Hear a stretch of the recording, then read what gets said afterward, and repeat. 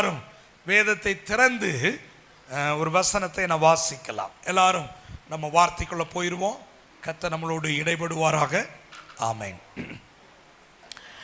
சரி, ஏசாயா தீர்க்கதரிசன புஸ்தகம் 53ஆம் அதிகாரம் 5வது வார்த்தை. ஏசாயா தீர்க்கதரிசன புஸ்தகம் 53ஆம் அதிகாரம் 5வது வார்த்தை.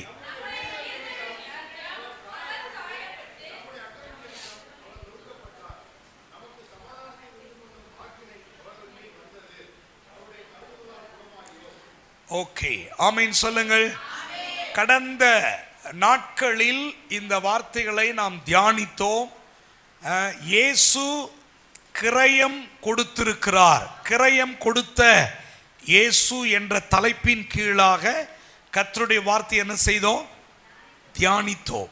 கர்த்தருக்கு ஸ்தோத்திரம். அதனுடைய தொடர் பகுதியை இந்த நாளில் தியானித்து முடிக்கலாம் என்று நான் விரும்புகிறேன். ஆமென் சொல்லுங்கள். ஆமென். நல்ல ஆவலாய் விழிப்பாய் கேளுங்கள். கர்த்தருக்கு ஸ்தோத்திரம். கிரயம் கொடுத்த இயேசு யாருக்காக கிரயம் கொடுத்தார் அப்படின்னா, தன்னுடைய சொந்த ஜனங்களுக்காக, ஆமீன், தன்னுடைய பிள்ளைகளுக்காக கிரயம் கொடுத்திருக்கிறார். ஒரு ஆமீன் சொல்லுங்க பார்க்கலாம்.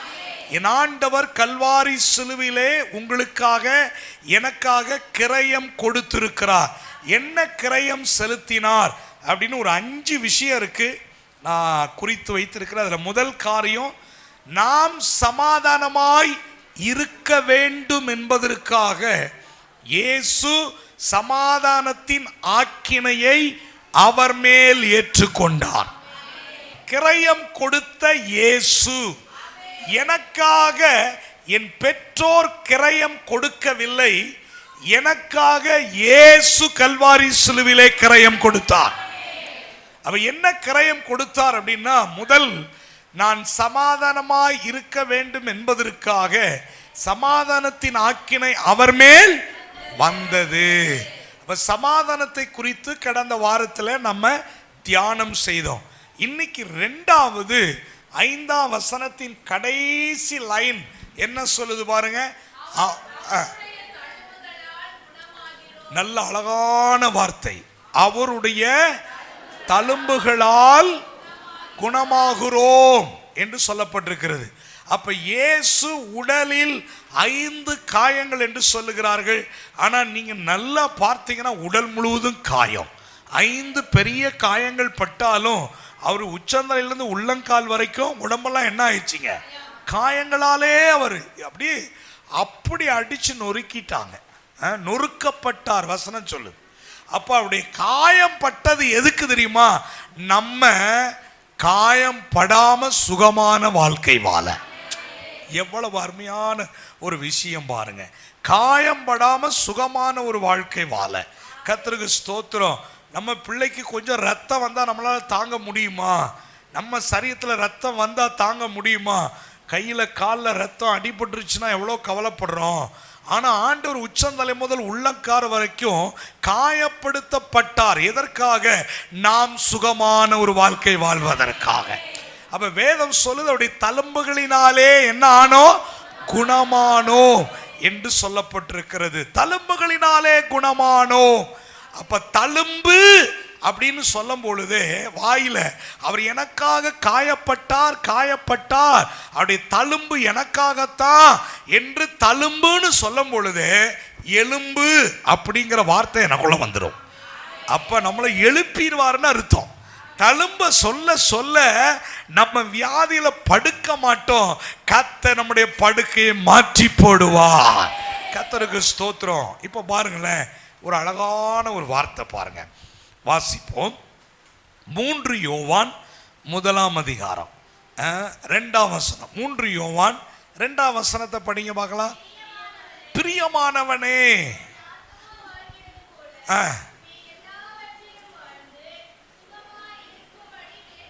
இப்ப சிலுவையில் என்ன செய்திருக்கிறார் தெரியுமா? சுகமாய் இருக்கும்படி அவர் உடல் முழுவதும் காயப்படுத்தப்பட்டார்.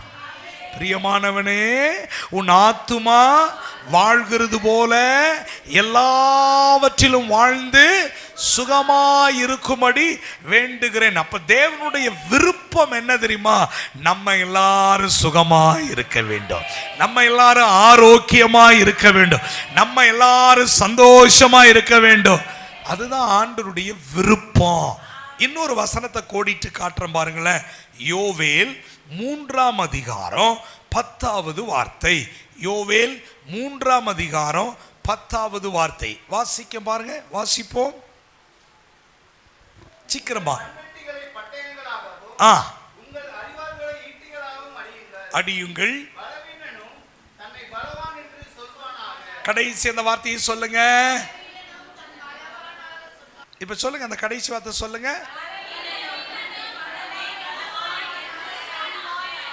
இதை இப்ப நீங்க எல்லாரும் சொல்லணும். எல்லாரும் சொல்லிட்டீங்கன்னா அப்படியே அந்த வசனத்தின்படி நடக்கும். சொல்லுங்க. பலவீனனும் தன்னை பலவான் என்று சொல்வானாக. பலவீனனும் தன்னை பலவான் என்று சொல்வானாக. அப்ப பாருங்க, தழும்புகளினாலே குணமானோம். தேவனுடைய விருப்பம் உன் ஆத்துமா வாழ்கிறது போல எல்லாவற்றிலும் வாழ்ந்து சுகமா இருக்கணும். அதான் ஆண்டவருடைய விருப்பம். அப்ப நான் சுகத்தை பெற்றுக்கொள்ளணும். கல்வாரி சிலுவையில் என்ன கவனிங்க. கல்வாரி சிலுவையில் அவர் தண்டனையை ஏற்றுக்கொண்டு காயப்படுத்தப்பட்டு நம்ம காயம்படாம சுகமான வாழ்க்கை வாழணும் அப்படிங்கிறதுக்காக கரையை செலுத்திட்டார். இப்ப அந்த கல்வாரியில செய்த அந்த தியாகத்தின் மூலமாக நம்ம எல்லாரும் சுகமாய் இருக்கிறோம் அப்படின்னு என் வாய் சொல்லணும். ரொம்ப முக்கியம், வாய் சொல்லணும். அப்ப அந்த சுகத்தை நான் பெற்றுக்கொள்ளணும்னா, அந்த தெய்வீக விடுதலையை நான் வாங்கிக்கணும்னா, தெய்வீக ஆரோக்கியத்தை நான் பெற்று சமாதானமா சுகமா நான் வாழணும்னா, அதுக்கு என் வாய் ரொம்ப முக்கியம். போன முறையே நான் சொன்னேன், எது முக்கியங்க? என் வாய் முக்கியம். எப்படி? இப்ப ஒரு உதாரணத்துக்கு சொல்றேன்னு பாருங்களேன். 12 ஆண்டுகள் பெரும்பாடுள்ள ஒரு பெண், 12 வருஷம் உதரப்போக்கு. அப்ப வேதம் சொல்லுது, அநேக வைத்தியர்களை பார்த்து சற்றாகிலும் குணமாகவில்லை. அப்ப எவ்வளவு அந்த அம்மையார் செலவு பண்ணியிருப்பாங்க பாருங்க. அவ்வளவு மருத்துவர்கள், எந்தெந்த ஸ்பெஷலிஸ்ட் டாக்டர்ஸ் இருக்கிறாங்களோ அவங்களெல்லாம் கண்டுபிடிச்சு போய் பணத்தை செலவு செய்திருக்கிறார்கள்.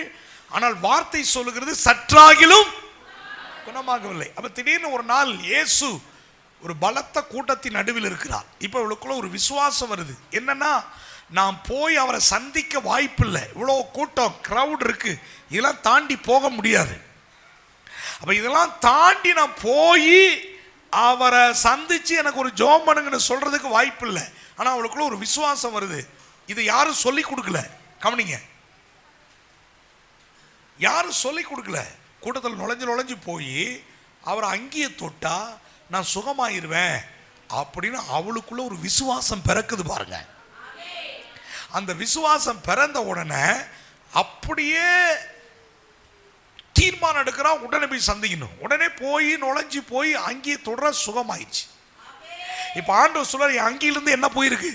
வல்லமை புறப்பட்டு. யார் தொட்டது? இந்த அம்மா மெதுவா எந்திரிச்சு, நான் தான். யோசிச்சு பாருங்க. ஆச்சரியம் என்னன்னா, ஆண்டவரே ஆச்சரியப்பட்டார். அங்கேயே தொட்டா சுகம் உண்டாகும்னு இவ்வளவு பெரிய கூட்டத்துக்குள்ள ஒருத்தனுக்கு கூட தெரியல. ஆனா ஒரு சகோதரிக்கு தெரிஞ்சிருக்கு, அங்கேயே தொட்டா சுகமாயிருவேன்னு. எப்படி பாருங்களேன், வல்லமை புறப்பட்டு போது சுகமாயிட்டாங்க. இப்ப இன்னொரு இடத்துல போய் இயேசு மரித்தவனை போய் தொடராரு, உயிரோட எழுந்திருக்கிறான், சுகமாயிட்டான். இப்ப சத்தியம் என்ன தெரியுமா? நான் அவரை தொட்டாலும் அவர் என்ன தொட்டாலும் சுகம். நான் அவரை தொட்டாலும் எனக்கு சுகம், அவர் என்ன தொட்டாலும் சுகம். அப்ப நான் அவரை தொடுறது எப்படி, அவர் என்ன தொடுறது எப்படி? பிராக்டிக்கலா இப்ப சொல்ல போறேன். கவனிக்கிறீங்களா? பிராக்டிக்கலா. அப்போ அன்னைக்கு ஏசப்பா உயிரோட இருந்தாரு, இந்த அம்மையார் போய் தொட்டாங்க, சுகமாயிட்டாங்க. அவரும் மாம்சத்துல, இப்பயும் நம்ம ஆண்டவர் உயிரோட தான் இருக்கிறாரு. அன்னைக்கு மாம்ச உருவம் இருந்துச்சு, இன்னைக்கு ஆவியா இருக்கிறாரு. இன்னைக்கு ஆவியா இருக்கிறாரு. அப்ப அன்னைக்கு மாம்ச உருவம் இருந்துச்சு, அவரை போய் இந்த அம்மையார் அங்கேயே தொட்டாங்க. ஆண்டவர் போய் நிறைய பேரை குஷ்டரோகியை தொட்டாரு, பார்வையில்லாதவனை தொட்டாரு, சப்பானியை தொட்டாரு, எல்லாரும் சுகமாயிட்டாங்க.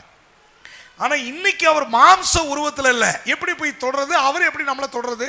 இந்த சத்தியத்தை நான் உங்களுக்கு சொல்ல போறேன். கவனிங்க. அன்னைக்கு இல்லை, இன்னைக்கு எப்படி போய் தொடர்றது? கவனிங்க. நேரா வாங்க. 1 யோவான், சூப்பரான வார்த்தை. 1ஆம் அதிகாரம் முதல் வசனத்தை படிங்க. முதல் வசனம். நல்ல நிறுத்துங்க. இருங்க சிஸ்டர். ஆதி முதல். அப்ப இது தொடக்கம் தானே. ஆதி முதல் அப்படின்னா இது துவக்கத்திலேயே இருக்குது. ஒரு ஆமீன் சொல்லுங்களேன். அப்ப பிகினிங்ல இருக்கு. என்னது? அடுத்த வார்த்தை. ரெண்டாவது, இருக்கிறத காதுல என்ன பண்றாங்க? கேட்கறாங்க. அடுத்து என்ன செய்யறாங்க? கண்கள்ல பார்க்கறாங்க. அடுத்து இப்ப சாதாரணமா பார்க்கிறது வேற, இப்ப என்ன செய்யறாங்க? நோக்கி பார்க்கறாங்க. கவனமா பார்த்தது. இப்ப கைகளினால் இவங்க லைனா பாருங்க. 1 இருந்தது, 2 கேட்டது, 3 கண்டது, 4 நோக்கி பார்த்தது, 5 தான் ரொம்ப முக்கியம். கைகளினால் டச் பண்றது. அன்னைக்கு ஆண்டவர் மாம்சத்தில் இருந்தாரு, டச் பண்ணாங்க. இவரும் மக்களை டச் பண்ணாரு. இன்னைக்கு அவர் மாம்ச உருவத்தில் இல்லை, ஆவியா இருக்கிறாரு. எப்படி போய் தொடர்றது? அவர் எப்படி நம்மளை தொடுவாரு? இப்பதான் சத்தியம். அப்ப தொட்டதுமாய் இருக்கிற என்ன வார்த்தை? என்ன வார்த்தை? ஜீவ வார்த்தையை குறித்து உங்களுக்கு அறிக்கையிடுகிறோம், இல்ல அறிவிக்கிறோம். அப்ப கவனிங்க. அப்ப அன்னைக்கு மாம்சத்துல இருந்தாரு, தொட்டாங்க. இன்னைக்கு அவர் மாம்சத்துல இல்ல, அவர் வார்த்தையா இருக்கிறார். எத்தனை பேருக்கு புரியுது? வார்த்தையா இருக்கிறார். இப்ப இந்த வசனத்தை நான் தொடறேன். யாரை தொடறேன்? இன்னும் ஆண்கள் சொல்ல மாட்டேங்கிறீங்க. பிரதர், நான் சொல்ற சத்தியம் புரியுதுங்களா? அவர் தான் வார்த்தை. யோவான் 1:1 படிங்க. யோவான் 1:1 அதை படிச்சா என்ன தெளிவாயிரும் பாருங்க. அந்த துவக்கம்னு படிச்ச பார்த்தீங்களா? 3 யோவான் 1:1 இங்கேயும் போடுது.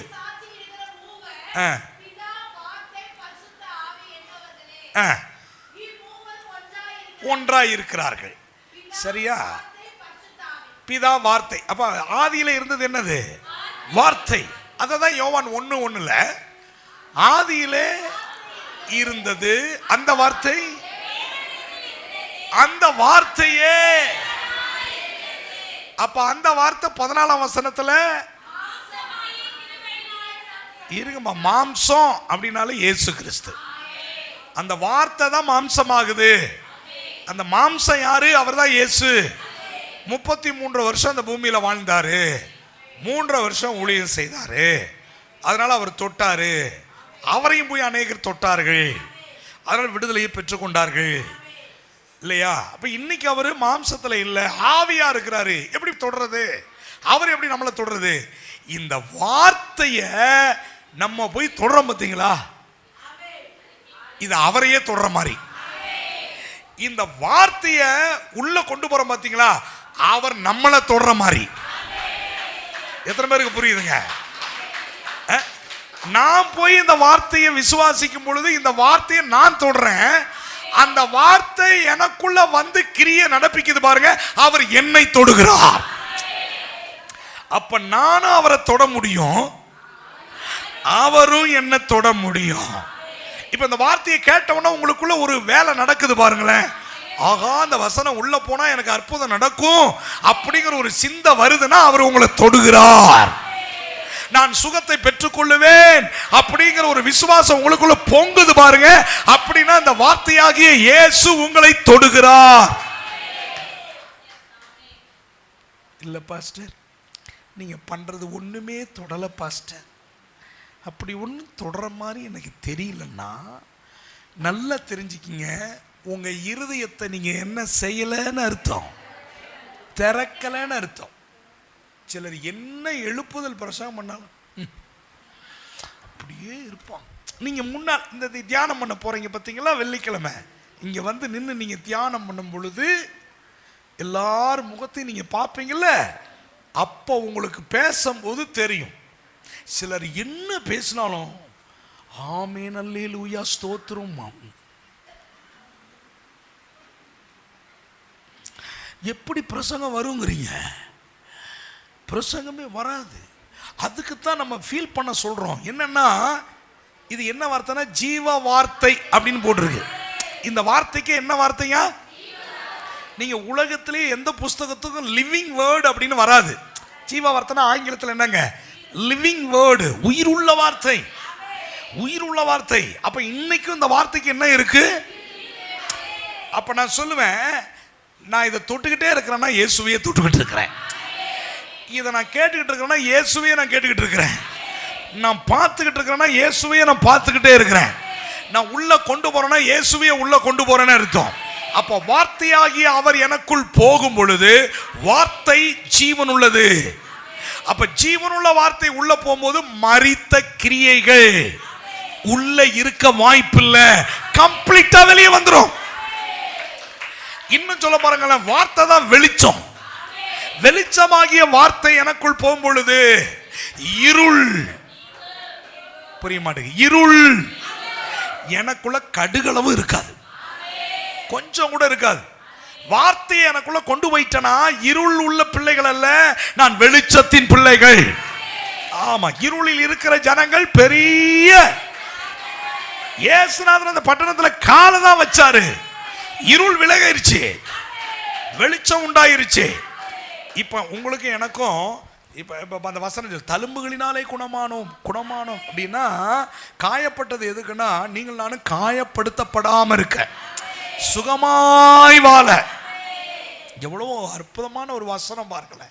அப்ப ஆதியில இருந்ததா, அப்புறம் அதை காதுகள்ல கேட்டதா, கண்கள்ல பார்த்தது, நோக்கி பார்த்தது, கைகளினால் தொட்டதுமாகிய ஜீவ வார்த்தையை உங்களுக்கு அறிவிக்கிறோம். எவ்வளவு அழகா சொல்றாரு பாருங்களேன், ஜீவ வார்த்தையை உங்களுக்கு அறிவிக்கிறோம். அப்ப இந்த வார்த்தைகள் எல்லாம் நீங்க எப்படி எடுக்கணும்னா, ஒவ்வொன்றையும் தியானிக்கும் போது அவரையே நான் தியானிக்கிறேன். அதனாலதான் இப்ப இந்த வார்த்தையை பேசணும். வாயில என்ன பேசணும்? எப்படி பேசணும் தெரியுமா? அவர் சொல்லி கொடுத்த வார்த்தையை பேசுங்க. மக்களே, உங்க சொந்த வார்த்தையை பேச சொல்லல, சொல்லி கொடுத்த வார்த்தை. இப்ப அவர் என்ன சொல்லி கொடுத்தார்? வசனம் இப்ப யோவேல் என்ன படிச்சோம் அதை படிங்க. இப்ப அவர் என்ன சொல்லி கொடுத்திருக்கிறார் பாருங்க. 3:10 பலவீனனும். இப்ப பாத்தீங்களா, நீங்க எல்லாரும் சொல்லுங்கன்னு நான் சொல்லல, ஆனா இந்த வசனம் உள்ள போன உடனே உங்களுக்குள்ள ஒரு விசுவாசத்துல பொங்கி அத்தனை பேரும் சொல்றீங்க பாருங்க. நான் உங்களை கட்டாயப்படுத்த வேண்டாம். இந்த வார்த்தையாகிய வெளிச்சம் உள்ள அடிச்சிருச்சுன்னா அமைதியா இருக்க முடியாது, வாய் பேச ஆரம்பிச்சிரும். இந்த வாய் எப்படி பேசு தெரியுமா? பலவீனனும் தன்னை. அப்ப வாய் தான் காரணம். சிலுவையில் கவனிங்க கவனிங்க, சிலுவையில் செய்த கிரயத்தின் மூலமாய் அத்தனை ஆசீர்வாதங்களையும் நீங்களும் நானும் பெற்று அனுபவிக்கணுங்கிறது அப்பாவுடைய விருப்பம்.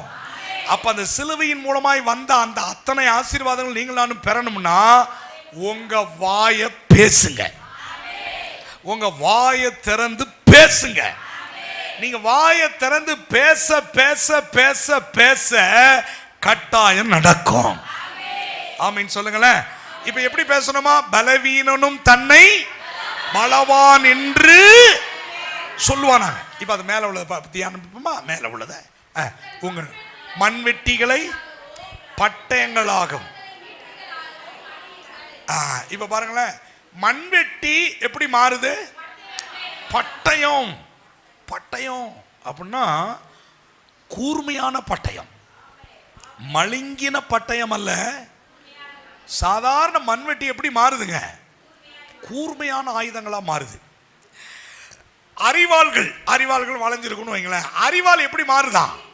ஈட்டி. அப்ப ஈட்டி என்ன, அறிவாள் என்ன செய்வாங்க? கையில பிடிச்சுக்கிட்டு கட் பண்ணுவாங்க. ஈட்டி என்ன செய்வாங்க? இங்கிருந்து தூரமாவும் என்ன செய்யலாம்? எரியலாம். ஆளை குறி வச்சு எரிஞ்சா நேரா போய் நெஞ்ச பிளந்து உள்ள வந்துடும். அப்ப இங்கிருந்து தூக்கி அந்த ஈட்டியை வீசணும்னா அதுக்கு என்ன வேணும்? பலன் வேணும். அப்ப என்ன சொல்றாருன்னா, நீ வாயை திறந்து பலவீனன் பலவான் என்று நீ சொல்ல சொல்ல சொல்ல சொல்ல என்ன ஆகும்னா, மழுங்கி போன மண்வெட்டி கூட பட்டயமா மாறும். எவ்வளவு பெரிய விஷயம் பாருங்க. சாதாரண அறிவாளா இருக்கக்கூடிய ஆயுதம் எப்படி மாறி தெரியுமா? உன் பலனை கொண்டு தூக்கி எதிரியை தாக்கக்கூடிய முழு பலத்தை கர்த்தர் உனக்கு கொடுத்து அறிவால் ஈட்டியாக மாறக்கூடிய சக்தி, ஸ்ட்ரென்த் தேவப்பிள்ளைய உங்களுக்கு வந்துருங்கிறாரு. அல்லேலூயா. இந்த ரகசியத்தை ஒரு தேவப்பிள்ளைங்க தெரிஞ்சிட்டீங்கன்னா நீங்க சாதாரண ஆளே கிடையாது.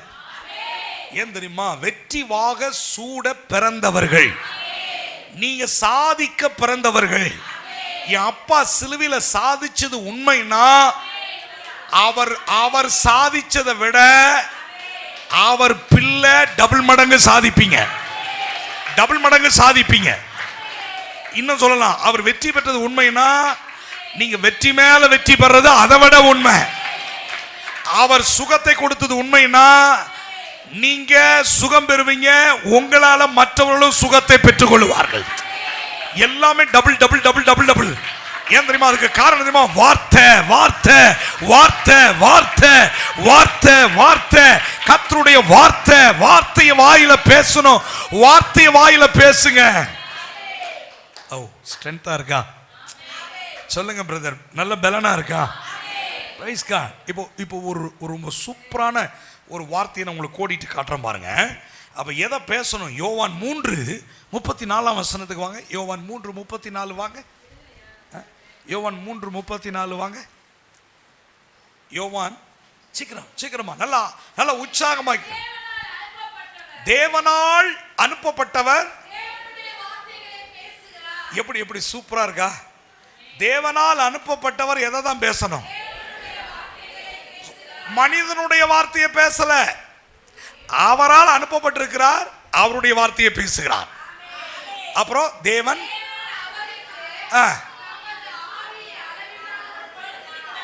தமது ஆவிய அளவில்லாமல். நான் ஒரு ரகசியத்தை சொல்லட்டுங்களா? வார்த்தை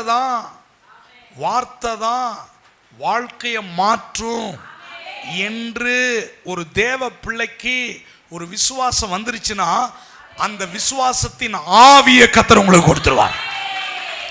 சாதாரண ஆவி இல்ல, faith spirit fill my heart. அந்த விசுவாச ஆவியை என் இருதயத்தில் நிரப்பிடுவாரு. அப்ப தேவனால் அனுப்பப்பட்டவர் யாருடைய வார்த்தையை தான் பேசுறாரு? தேவனுடைய வார்த்தையை தான் பேசுறார். இன்னைக்கு பொதுவா சொசைட்டியில, பொதுவா சமுதாயத்தில் ஒருவரை ஒருவர் சந்திக்கும் பொழுது பேசுகிற வார்த்தைகள், தன்னுடைய குறைகளை பேசுவார்கள், தன்னுடைய தேவைகளை பேசுவார்கள், அல்லது தன்னுடைய பாதகமான சூழ்நிலையை பேசுவார்கள், அல்லது தங்களுடைய வாழ்க்கையில் தோற்று போன சில பகுதிகளை, சில விஷயங்களை பேசுவார்கள். ஆனால் தேவ மக்களே, இப்படிப்பட்ட சமுதாயத்தில் பாசிட்டிவா நல்லதை மாத்திரம், தேவ வார்த்தையை மாத்திரம் பேசுவதற்காக நீங்கள் நானும் தெரிந்து கொள்ளப்பட்டவர்கள். You are choose the best people. நீங்க தேவனால் தெரிந்து கொள்ளப்பட்ட அற்புத ஜனம். I am a child of God. நான் தேவனுடைய பிள்ளை. தேவனால் பிறந்தவர், தேவனால் அனுப்பப்பட்டவர். தேவ வார்த்தையை பேசுறது எத்தனை உண்மையோ இன்னைக்கு நம்ம அறிக்கை பண்ண பாருங்க. தேவனால் பிறந்திருக்கிறேன், தேவ வித்தினாலே பிறந்திருக்கிறேன் என்று சொல்லுகிற பிள்ளைகள் வாயை திறந்து தேவ வார்த்தையை மட்டும் பேசுங்க. You speak only word of God. I speak only word of God. I talking only word of God. தேவ வார்த்தையை பேசுங்க, தேவ வார்த்தையை சொல்லுங்க, தேவ வார்த்தையை அறிக்கையிடுங்க, தேவ வார்த்தையை பாருங்க, தேவ வார்த்தையை தொடுங்க, தேவ வார்த்தையை உள்ள கொண்டு போங்க, தேவ வார்த்தையை வெளியில கொண்டு வாங்க. பேசுங்க பேசுங்க பேசுங்க. Only for word of God. தேவ வார்த்தை. இன்னைக்கு தீர்மானம் எடுத்து நல்ல அறிக்கை பண்ண போறோம். ஆண்டவரே, இனி என் வாயில ஆண்டவரே, மரித்து போன வார்த்தைகளை பேச மாட்டேன், செத்து போன வார்த்தைகளை பேச மாட்டேன். ஆண்டவரே, ஜீவனுள்ள வார்த்தையை பேசுவேன். எப்படி இருக்கு பாருங்களா. அப்ப அதனாலதான் பவுல் சூப்பரா தெரிஞ்சுக்கிட்டு ஒரு இடத்துல சொல்லுவார் பாருங்க. 2 கொரிந்தியர் 4:13 வாங்க. 2 கொரிந்தியர் 4:13. 2 கொரிந்தியர் 4:13. நல்ல நல்ல வசனத்தை ஆழமா கேளுங்க. விசுவாசித்தேன், பேசினேன் என்று எழுதியிருக்கிறபடி நாங்களும். வந்துருச்சா? விசுவாசத்தின் ஆவி, விசுவாசத்தின் ஆவியை உடையவர்களாய் இருந்து வசனத்தை விசுவாசிக்கிறபடியால். அப்ப வார்த்தைய விசுவாசிக்கும் பொழுது விசுவாசத்தின் ஆவி வருது. அப்ப விசுவாசத்தின் ஆவி உள்ள வந்த பிறகு நம்முடைய வார்த்தைகள்லாம் எப்படி இருக்குதுமா? விசுவாசத்துக்குரியவைகளையே பேசுகிறோம். விசுவாசித்தேன் ஆகையால் பேசினேன் என்று எழுதியிருக்கிறபடி. எங்க எழுதியிருக்கு? சங்கீதம் 116:10.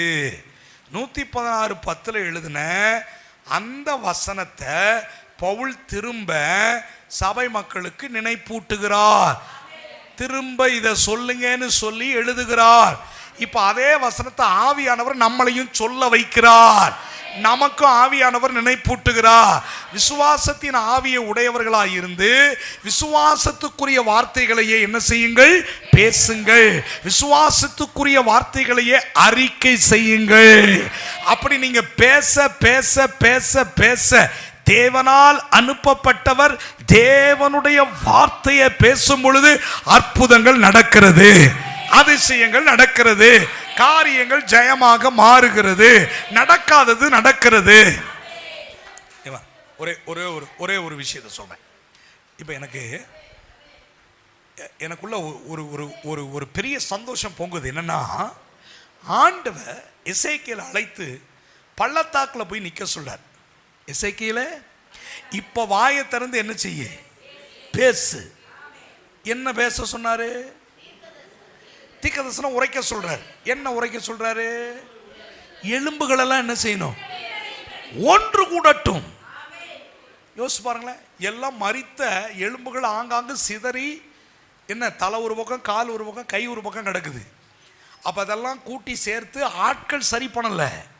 இவன் வாயிலிருந்து புறப்பட்ட தீர்க்க தரிசனமான அவர் சொல்லி கொடுத்த வசனத்தை திரும்ப தீர்க்கதரிசி பேச ஆரம்பித்தார். சிதறிய எலும்பு கூடுகள் ஒன்றாக மாறியது. உடைந்து போன எலும்புகள் எல்லாம் ஒன்றாக மாறி, அந்த வசனம் சொல்லுது, தன் தன் எலும்புகளோட என்ன செய்ததா? வா வா வா வா சேர்ந்து கொண்டன, ஒன்றாக இணைந்து கொண்டன. என் அன்பு தெய்வ மக்களே, இன்றைக்கு அந்த விசுவாசத்தின் ஆவியை உடையவர்களாய் அவருடைய வார்த்தையை என் இருதயத்திலிருந்து விசுவாசத்தோடு என் நாவல பேச பேச பேச பேச இழந்து போன நன்மைகள், இழந்து போன ஆசீர்வாதங்கள், இழந்து போன எல்லா விதமான வழிகளும் உங்களுக்கு திறக்கப்படும். நன்மைகள் உண்டாகும், ஆசீர்வாதங்கள் உண்டாகும். பலமா கையை தட்டி தான் கர்த்தருக்கு நன்றி. பேசணும். அல்லேலூயா. இப்ப ஆண்டவர் பேசினார். லாசருவே பேசினாரா? வந்துட்டானா? எங்க குழிக்குள்ள கொண்டு போய் வச்சு 4 நாள் ஆன மனுஷன் இவ சொல்றா 4 நாள் ஆச்சு நாருமே. ஆண்டவர் சொல்றாரு, மார்த்தால் என் வார்த்தையை கேட்டா எல்லாம் மாறுமே. எப்படி? உன் வார்த்தையை நான் கேட்டா அது நாற்றம், என் வார்த்தையை நீ கேட்டா அது உனக்கு மாற்றம். மாற்றம் வேணுமா நாற்றம் வேணுமா? இல்ல ஆண்டவரே, மாற்றம் தான் ஆண்டவரே வேணும். அப்ப நான் பேசுற மாதிரி நீயும் பேசு. என்ன ஆண்டவரே பேச போறீங்க? லாசருவே வெளியே. பொதுவா எல்லாரும் வெளியே வானா எல்லாரும் செத்தவெல்லாம் வெளியே வந்திருப்பான். ஆனா குறிப்பா பேரை மட்டும் சொன்னாரு. நல்ல வேலை பேரை சொன்னதெல்லாம் அவன் மட்டும் வந்தான். பொதுவா எல்லாம் வெளியில வானா, அவர் வார்த்தை பவர் இல்லையா, வல்லம் இல்லையா, எல்லாரும் வந்திருக்கும். ஆனா லாசரே வெளியே வானா அவன் மட்டும் வந்துட்டான். தேவ பிள்ளைகளே, நீங்க குறிப்பா உங்க வாயில எதை சொல்லி பேசுறீங்களோ அது நடக்கும். அடைக்கப்பட்ட கதவுகள் திறக்கும், பூட்டப்பட்ட சங்கிலிகள் அருந்து விழுகும், நடக்காதது நடக்கும். ஏன் தெரியுமா? அவர் வார்த்தையை உள்ளத்திலே விசுவாசித்து இது ஜீவனுள்ள வார்த்தை என்று சொல்லி இதை நான் தொடறேன், இதை நான் தொடறேன். யாரை தொடறேன்? அப்பாவை தொடறேன். நான் பார்க்கிறேன். யாரை பார்க்கிறேன்? யாரை கேட்கிறேன்? யாரை உள்ள கொண்டு போறேன்? இப்போ உள்ள கொண்டு போன பார்த்தது, கேட்டது, நோக்கி கவனித்தது, உள்ள கொண்டு போனதை இப்போ உள்ள பவராக்கி ஒரு பெரிய டுனாமிஸ் பலனோட இருதயத்திலிருந்து என் வாய் வழியா வெளியில வருது பாருங்களேன். என்னை பலப்படுத்துகிற கிறிஸ்துவினாலே எல்லாவற்றையும் செய்ய எனக்கு பலன் உண்டு, பலன் உண்டு. இதான் டுனாமிஸ் பலன். பலன் உண்டு, பலன் உண்டு, பலன் உண்டு, பலன் உண்டு அப்படின்னு உள்ள இருந்து புறப்பட்டு வெளியில வருது பாருங்களேன். அந்த வார்த்தையை அப்பா கனப்படுத்துவார். அந்த வார்த்தையை அப்பா அப்படியே செய்ய வைப்பா. அந்த வார்த்தைக்குரிய வெற்றியை உனக்கு தருவா. அந்த வார்த்தைக்குரிய ஆசீர்வாதத்தை நீ பெற்றுக்கொள்ளுவாய். ஆகாதது எல்லாம் ஒன்றுமே இல்லை. சொல்லாகும், கட்டளையிட நிற்கும், அவ்வளவுதான். திரும்பி பார்க்கிற காற்றே கொஞ்சம், அவ்வளவு. கடலே இறையாதை, அமைதலா உள்ள உட்காந்து சீசர்களா நடுங்கி போய், அப்பா எவ்வளோ பெரிய கடல் அப்படியே ஆஃப் ஆயிடுச்சு, காற்று அப்படியே ஆஃப் ஆயிடுச்சு, யாருப்பா இவர் திகச்சு போறானுங்க. ஆனால் ஆண்டவர் சொல்றாரு, சீசர்களே இதை பார்த்தே நீங்கள் பயந்துட்டீங்களா? ஆனால் நான் சொல்லிட்டா, என்னை விசுவாசிக்கிறவன் தான் செய்ததை விட, இல்லை வசனம் உங்களுக்கு தெரியல, ஒரு சிலருக்கு தான் தெரியுது. அவர் சொல்லார், சீசர்களே இந்த காற்றும் கடலும் அமைதலானதை பார்த்து சந்தோஷப்படுறீங்களா? ஆனால் நான் உங்களுக்கு சொல்லட்டுங்களா, என்னை விசுவாசிக்கிறவன் இவைகளை பார்க்கிலும், இந்நேரம் இவைகளை பார்க்கணும்னா கையை தட்டி கர்த்தரை மகிமைப்படுத்தி இருக்கணும். ஏன்? வசனம் தெரியல. அந்த வசனத்தை போடுமா? இவைகளை யோவான் 14:12. ஏம்மா, நம்ம அப்பா யார் தெரியுமா? நான் செஞ்சதை விட என்ன விசுவாசிக்கிறவங்க, அப்படின்னா என் வார்த்தையை விசுவாசிக்கிறவங்க தழும்புகளினாலே குணமாவோம், நான் பலவீன நல்ல நான் பலவான் அப்படின்னு நான் சொன்னதையே திரும்ப விசுவாசத்தோட என் வார்த்தையை எந்த பிள்ளை சொல்லுதோ, நான் செய்ததை விட நீங்க 2 மடங்கு செய்வீங்க. இப்பவும் புரியலையா? இப்பவும் புரியலையா? அப்ப புரியுற மாதிரி ஒரு ரியாக்ஷன் கொடுத்தா தானே அப்பா சந்தோஷப்படுவாரு. என்னங்க நீங்க, என்னங்க தானே வசனம், அந்த வசனம் போடுங்கப்பா. பாருங்க, மெய்யா சொல்லுகிறேன்,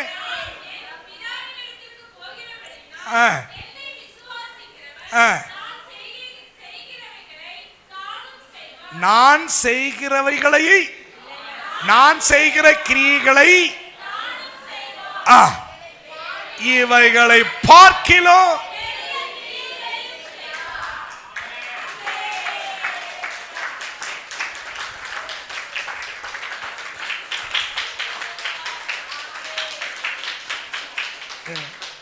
சிலர்லாம் கை தட்டினாங்க, எல்லாரும் தட்டுறாங்க போல தெரியுது. நம்ம விஷயம் என்ன தெரியுமா? அவர் இப்போ வந்து ஒரு அற்புதம் செய்கிறாருன்னா அது உலகமே பெரிய பிரசித்தமாயிடுச்சு. ஆனால் என் வார்த்தை அப்படி சந்தேகப்படாமல் விசுவாசித்து அப்படி சந்தோஷமாக வாயினால் அறிக்கையிடுறான்னு வைங்களேன், நான் செஞ்சது ஒன்று தான். அவர் சொல், நான் செஞ்சது சின்னது தான். ஆனால் என் பிள்ளை என்னை விட பெருசா செய்வான், பெருசா செய்வான், பெருசா பாப்பான், பெருசா பெற்றுக்கொள்ளுவான். இல்லை லூயா, ஸ்தோத்திரம் ஸ்தோத்திரம். அப்ப ஒரு பெரிய மகிழ்ச்சி என்ன தெரியுமா? மகிழ்ச்சி என்ன தெரியுமா? அப்பா அப்படின்னு கூப்பிட உரிமையை கர்த்தர் கொடுத்து பிள்ளைக்காக உசுரையே கொடுத்துட்டார். சொல்லுங்க, பிள்ளைக்காக என்ன கொடுத்துட்டாரு? உசுரையே கொடுத்துட்டார். காயப்பட்டது உனக்காக, வேதனைப்பட்டது உனக்காக, ஆமா, ஆக்கினையை ஏற்றுக்கொண்டது உனக்கு, எல்லாம் பிள்ளைக்காகவே. ஏன் தெரியுமா? நான் செய்ததை விட நீ அதிகமா செய்வா, பெருசா செய்வா, பெருசு பெருசா செய்வா, நல்லதையே செய்வாய். கர்த்தருக்கு மகிமை உண்டாகட்டும். நீங்க பாருங்களேன், ஒரு வசனத்தை சுட்டி காட்டுறேன். யூதா 1:16-17 வாசிங்களா. யூதா 1:16-17 வாசிங்க. முறுமுறுக்கிறவர்களும் முறையிடுகிறவர்களும் தங்கள் இச்சைகளின்படி நடக்கிறவர்களுமாய் இருக்கிறார்கள். இது ஒரு பெரிய கூட்டம்னு வைங்களேன். இப்படி ஒரு குரூப் அன்னைக்கு இருந்திருக்கு. ஆமீன் சொல்லுங்கள். அன்னைக்கு இருந்த கூட்டத்தை மனசுல வச்சு ஆவியானவர் யூதாவை கொண்டு எழுதுகிறார். இப்படி ஒரு கூட்டம் சமுதாயத்தில் இருக்குப்பா. இவங்களாம் யாரு? முறுமுறுக்கிறவன், முறையிடுகிறவன், இச்சைகளின்படி நடக்கிறவர்கள். இவர்களுடைய வாய் என்ன வாய்? இவர்களுடைய வாய். அப்ப இவருடைய வாய் எப்படிப்பட்ட வாய்? இருமா பானவைகளை பேசும். எதை பேசுதா? இருமா பானவைகளை பேசும். தற்பொழிவுக்காக முகஸ்துதி செய்வார்கள். இப்ப எத்தனை பேருக்கு புரியுது? இவங்க யாரா? முறுமுறுக்கிறவர்கள். இவங்க யாரா? முறையிடுகிறவர்கள். இவங்க யாரா? தங்கள் இச்சைகளின்படி நடக்கிறவர்கள். பாருங்க, நான் சொல்ல சொல்ல அவங்க ரிப்பீட் பண்றாங்க பாருங்க. அது மாதிரி நீங்களும் பண்ணுங்க. இவங்க யாரு? முறுமுறுக்கிறவர்கள். இவர்கள் யாரு? முறையிடுகிறவர்கள். இவர்கள் யாரு? தங்கள் இச்சைகளின்படி நடக்கிறவர்கள். இப்ப இப்படிப்பட்ட வாய் என்னத்தை தான் பேசுது? இருமாப்பானவைகளை பேசும். ஹalleluya. தற்பொழிவுகளுக்காக. அப்ப இந்த வாய் வேற, கர்த்தருடைய வாயை விசுவாசித்து வசனத்தை பேசுற வாய் வேற. இப்ப நான் என்ன வாய்? வசனத்தை பேசுற வாயா இருக்கணும். இந்த மாதிரி வார்த்தைகளை பேசுற வாய் அல்ல. நான் வசனத்தை பேசுற வாயி, கர்த்தர் சொல்லி கொடுத்த வசனத்தை பேசுற வாயி. ஆமீன் சொல்லுங்களேன். இப்ப நம்ம கண்டுபிடிச்சிடலாம். சொசைட்டில ஒருத்தன் முறுமுறுத்துட்டே இருக்கிறான், ஒருத்தன் முறைட்டு இருக்கிறான், ஒருத்தன் இருமாப்பாவே பேசிட்டு இருக்கிறான் அப்படின்னா அந்த வாய் என்ன வாய்? அந்த வாய் பேர் தான் சத்துருவின் வாயி. சத்துரு சொல்லி கொடுக்கறத பேசுற வாயி. ஆனா இந்த வாய் அப்படி இல்லை. பெரியவர் எனக்குள்ள வந்ததுனால, அவர் யாருங்கிற உணர்வு எனக்குள்ள வந்ததுனால நான் அந்த வார்த்தைகளை பேச நான் அழைக்கப்பட்டவன் அல்ல. என் அப்பா சொல்லி கொடுத்து பேசிய வார்த்தைகளை பேச அழைக்கப்பட்டிருக்கிறேன். என் அப்பா சொல்லிய வார்த்தைகளை பேச அழைக்கப்பட்டிருக்கிறேன். இப்ப நான் எதுக்கு இதை ஆவியானவர் காட்டினாருன்னா வித்தியாசம் தெரியணும் பாருங்களேன். இப்போ உங்க வாயில இப்படி ஒரு வார்த்தை என்ன செஞ்சிடக்கூடாது, வரவே கூடாது. அப்படி வருதுன்னா சத்துரு நம்மளை எங்கேயும் என்ன பண்ண போறான்னு திசை திரும்ப போறான். கவனம். நோ நோ நோ, அப்படி பேச மாட்டேன். யாருக்கு விரோதமாகவும் பேச மாட்டேன். கர்த்தருக்கு ஸ்தோத்திரம். உங்களையே பார்த்து சொல்லணும், உங்களையே பார்த்து சொல்லணும். என்ன சொல்லணும் தெரியுமா? நான் பலவீனன் அல்ல, எபனேசர் நீ பலவான். பலவான். நீ பலவான். நான் பலவான். நீ சோர்ந்து போனவன் அல்ல, நான் பலவான். நீ பலவானாய் இருக்கிறாய். நான் பலவான். நீ ஆரோக்கியமாய் இருக்கிறாய். ஆரோக்கியமாய் இருக்கிறேன். இப்படி இப்படி பேசிக்கிட்டே இருக்கணும் பாருங்க. இப்படி பேசிக்கிட்டே இருக்கணும். நிறைய வார்த்தைகள் இருக்கு, நமக்கு நேரம் பாருங்களேன் பத்தாது. இது பெரிய சப்ஜெக்ட். அவரை தியானிக்க தியானிக்க அப்படி உள்ள இருந்து சுரந்துகிட்டே இருக்குது, ஊற்று சுரக்குது. அப்ப ஒரு ரகசியத்தை மட்டும் நான் உங்களுக்கு சொல்லிடுறேன். தேவனால் அனுப்பப்பட்டவர் தேவனுடைய வார்த்தையவே என்ன செஞ்சிட்டு இருந்தாரு? பேசிக்கிட்டே இருக்கிறார். அதனாலதான் ஏசப்பா அவருடைய ஊழியம் ஸ்டார்ட் பண்ணதுல இருந்து முடிகிற வரைக்கும் பிசாசு அவரை ஜெயிக்கவே முடியல. என்னங்க இப்படி மெதுவா சொல்றீங்க? ஆமென். ஏமா, ஊழியத்தை ஸ்டார்ட் பண்ணதுல இருந்து ஊழியத்தை முடிக்கிற வரைக்கும் பிதா சொல்லி கொடுத்த வார்த்தையை, அவர் சொன்ன வார்த்தையை திரும்ப திரும்ப திரும்ப இயேசு பேசிக்கிட்டே இருந்ததுனால சிலுவை வரைக்கும் அவனால ஒன்னும் செய்ய முடியல, மாபெரும் வெற்றி பெற்றார். இப்ப நம்மளை தொட்டு தூக்கிட்டார் இல்லையா? இனி தீர்மானம் எடுங்க, என் மரண நாள் வரைக்கும், அல்லேலூயா, இறுதி நாள் வரைக்கும் நான் பேசுகிற வார்த்தை இன்றைக்கு தீர்மானம் எடுக்கிறேன். என் வாயிலே கர்த்தருடைய வார்த்தையை மாத்திரம் பேசுவேன். பாசிட்டிவான வார்த்தையை பேசுவேன். தேவன் சொல்லி கொடுத்த வார்த்தையை பேசுவேன். அவர் சொன்னதை தவிர வேற எதையும் பேச மாட்டேன். ஆமென் சொல்லுங்களேன். அல்லேலூயா. இதுதான் கர்த்தர் நம்மிடத்தில் எதிர்பார்க்கிறார்.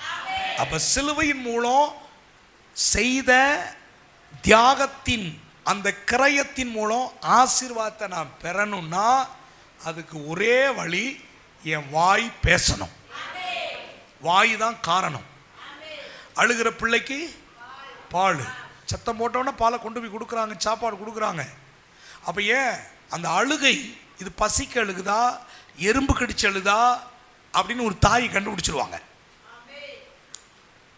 ஒரு சவுதான் ஆமின்னு சொல்கிறாங்க. ஏமா பெற்றெடுத்த சொல்லுமா கண்டுபிடிப்பீங்களா, கண்டுபிடிக்க மாட்டீங்களா? அது பசிக்கு அழுகுதா அல்லது எறும்பு கடிச்சு அழுகுதான்னு ஒரு தாய்க்கு தெரியும். புரியுதுங்களா? அதனால நான் பேசுகிற வார்த்தை எதுக்கு பேசுகிறேன்னு என் அப்பாவுக்கு தெரியும். அவர் தான் அப்பா, அவர் தான் எனக்கு அம்மா. அதனால் அவன் இருதயத்தில் சந்தேகப்படாமல் விசுவாசித்து ஆதியில் இருந்தது, நோக்கி பார்த்தது, கையினால் தொட்டது, ஆமின்னு சொல்லுங்களேன், அந்த வார்த்தையை என் இருதயத்தில் நிரப்பி சந்தேகப்படாம விசுவாசத்தின் ஆவியை உடையவனா வாயை திறந்து பேச பேச பேச பேச பேச அற்புதங்கள், அதிசயங்கள், ஆசீர்வாதங்கள் நடந்து கொண்டே இருக்கும். அல்லேலூயா.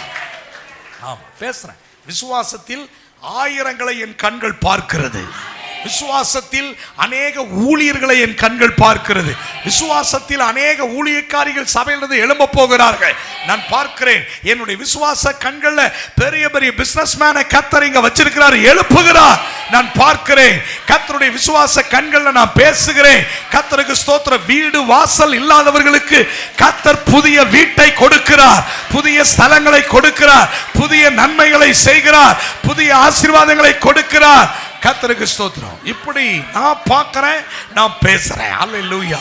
பேசுங்க, விசுவாச வார்த்தைகளை பேசுங்க, நலமானதை பேசுங்க, நலமானதை பாருங்க, நலமானதை அறிக்கையிடுங்க. இது அப்பா நமக்கு சொல்லி கொடுத்த வார்த்தை. செய்வோமா? செய்வோமா? ஆமா. ஜெபித்து நம்ம முடிக்க போறோம். எல்லாரும் எழுந்திருப்போம். தேங்க்யூ. ரைட். எல்லாரும் நாம் தெய்வ சமூகத்தில் கண்களை மூடி எழுந்து நிற்போம். எழுந்து நின்று ஆண்டவருக்கு நன்றி சொல்லி, தகப்பனே அப்பா, நீங்க நல்லவர், நன்மை செய்கிறவர். என் அன்பு ஜனங்களுக்கு கல்வாரி சிலுவையில் எங்களுக்காக கிரயம் செலுத்தி எங்களை மீட்டெடுத்திருக்கிறீர். கிரயம் செலுத்தி சமாதானத்தை கொடுத்திருக்கிறீர். கிரயம் செலுத்தி சுகத்தை எங்களுக்கு கொடுத்திருக்கிறீர். அதை நாங்கள் விசுவாசித்து வாயிலே நாங்கள் அறிக்கை செய்யும் பொழுது, யாருடைய வார்த்தையை? உம்முடைய வார்த்தையை அறிக்கை, அத்தனை ஆசீர்வாதங்களையும் நாங்கள் பெற்றுக்கொள்ளுவோம். அப்படியே தேவ மக்கள் ஆண்டவரே உம்முடைய ஆசீர்வாதத்தை பெற்று மகிழ்ச்சியாய், சந்தோஷமாய், ஆனந்தமாய் வாழ ஒவ்வொருவருக்கும் கிருபை பாராட்டியறலும். வருகிற குட் ஃப்ரைடே, வெள்ளி, சனி, ஞாயிறு 3 நாட்கள் அந்த கூடங்களே எங்களுக்கு ஆசீர்வதித்து தாரும். உங்க நாமம் தொடர்ந்து மகிமைப்படுவதாக. இயேசு ரட்சகர் நாமத்தில் கேட்கிறோம் பிதாவே.